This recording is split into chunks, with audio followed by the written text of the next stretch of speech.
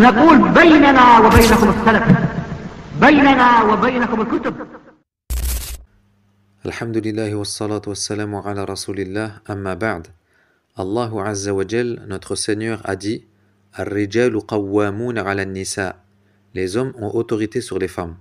L'imam Ibn Uthaymin rahimahullah nous dit Ar-rijal est le pluriel de rajul, wa huwa al-balighu min bani Adam al-dhukur. C'est le pubère parmi les fils d'Adam. Wa qawwam sirat mubalagha. C'est la formule intensifiée de qa'im, qui signifie que l'homme a autorité constante sur son épouse en toute situation. Mais pour quelle raison? La première, comme Allah le dit dans la suite du verset, bima faddalallahu ba'dahum ala ba'd, en raison des faveurs qu'Allah leur a accordées sur elles. Par exemple, le fait que les hommes sont plus forts que les femmes, de l'extérieur et de l'intérieur.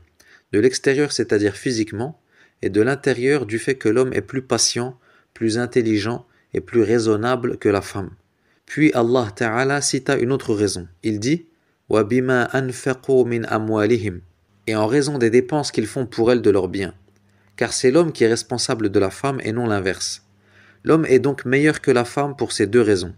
Mais quand on dit cela, on parle de al-jins, le genre masculin. On peut donc trouver des exceptions à cette généralité. Par exemple, aucun doute que les épouses du prophète sallallahu alayhi wa sallam sont meilleures que beaucoup d'hommes. Mais la base est que l'homme est meilleur. J'ai même entendu un cheikh une fois dire que même dans le domaine de la cuisine, les meilleurs sont les hommes. Et Allah dit également وَلِلرِّجَالِ عَلَيْهِنَّ دَرَجَةٌ, et les hommes ont un degré supérieur à elles.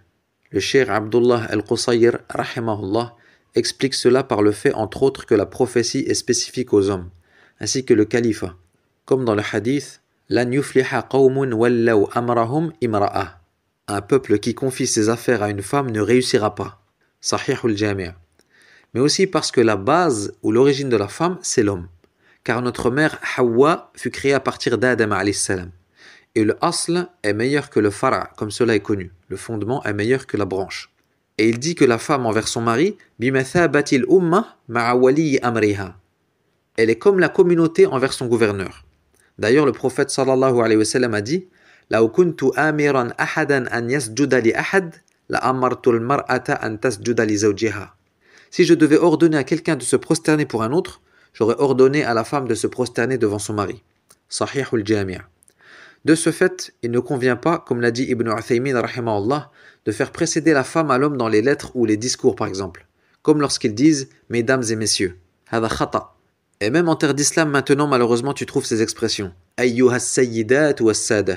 Et pour l'anecdote, lorsqu'une femme interrogea al-Sheikh al-Salih, Muhammad ibn Salih, Ibn Uthaymin rahimahullah, dans l'émission Al-Liqa al-Shahri, elle débuta sa question par « Ana sayyidatun li awlad ». Elle dit « Je suis une dame ayant des enfants ». Évidemment, en arabe, le mot sayyida est plus fort que le mot dame, car sayyid à la base signifie maître. Et c'est comme ça qu'on le traduit généralement en français. El-Muhim, le Cheikh répondit à la question, puis dit « Toutefois, j'ai une remarque. La questionneuse a dit « Ana sayyida ». Et cela constitue une auto-éloge. Est-ce qu'un homme dit Ana Sayyid? Non. Ce titre a été pris des non-musulmans, car ces derniers vénèrent les femmes et les élèvent au-dessus de leur véritable rang. Ainsi, les gens ont pris l'habitude d'appeler la femme Sayyida.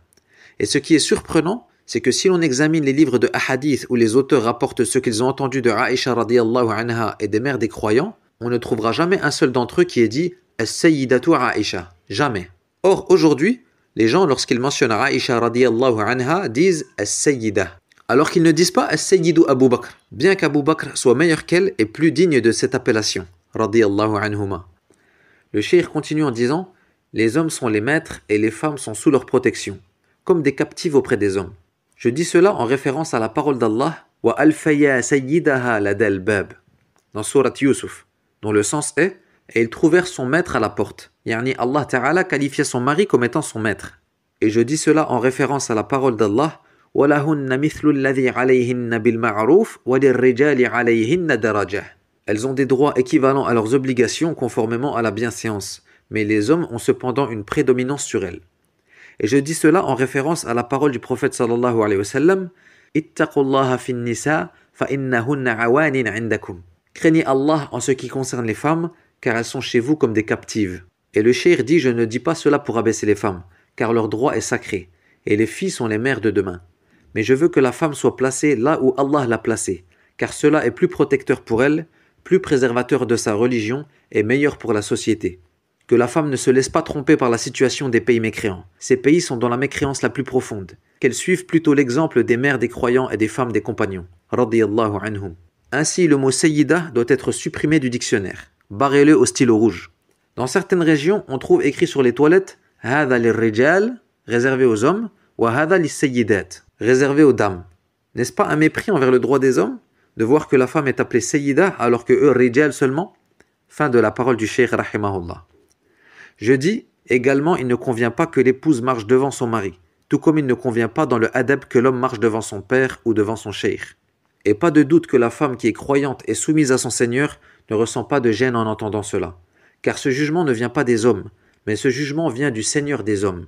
Al-Alim al-Hakim, Jalla Jalalu. La yus'alu amma yaf'alu wa hum yus'alun. Il n'est pas interrogé sur ce qu'il fait, alors qu'eux seront interrogés. Et comme l'ont dit les savants, l'islam n'est pas une religion d'égalité, c'est une religion de justice.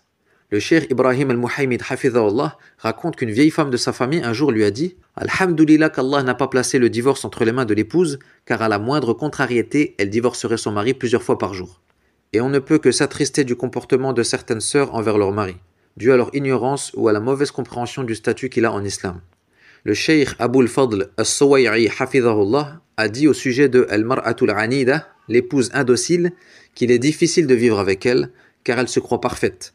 Et il se peut qu'elle soit mujtahida dans l'adoration, à un point la faisant sortir du suivi de la sunna, au point même d'être comme les khawarij dans l'adoration, alors qu'elle pense agir parfaitement. Dans le livre Riyadun Nufus, il fut mentionné qu'un homme épousa une femme qui mémorise le Coran par cœur ainsi que le Muwatta de l'imam Malik rahimahullah. Et il dit qu'un jour, un de leurs enfants est mort, dévoré par une bête féroce. Et lorsque sa femme apprit la nouvelle, elle fit ses ablutions, puis s'assit et se mit à lire. Yani elle ne montra aucun signe d'affliction. Et ceci est contraire à la fitra. Et malgré cela, cet homme dit « Je n'ai jamais goûté au bonheur 3 jours de suite en compagnie de cette femme. » Subhanallah. Mujtahida fil ibada, mais il n'a jamais été heureux avec elle 3 jours de suite. Et son comportement lors de la mort de son fils est en contradiction avec la guidée du prophète sallallahu alayhi wa sallam, qui a dit lorsque mourut son fils Ibrahim « Inna al-ayna tadma' wal qalba yahzan wa inna bi firaqika la mahzunun. » Certes, l'œil est en larmes et le cœur affligé, et nous sommes attristés de ton départ. La raison de cela est al-jahl, l'ignorance et l'adoration à la manière des khawarij, dont le prophète sallallahu alayhi wa sallam a mis en garde en disant à ses nobles compagnons « Vous mépriserez votre prière en voyant la leur et votre jeûne en voyant le leur. » Mais le résultat est que ils sortent de la religion comme la flèche traverse sa cible.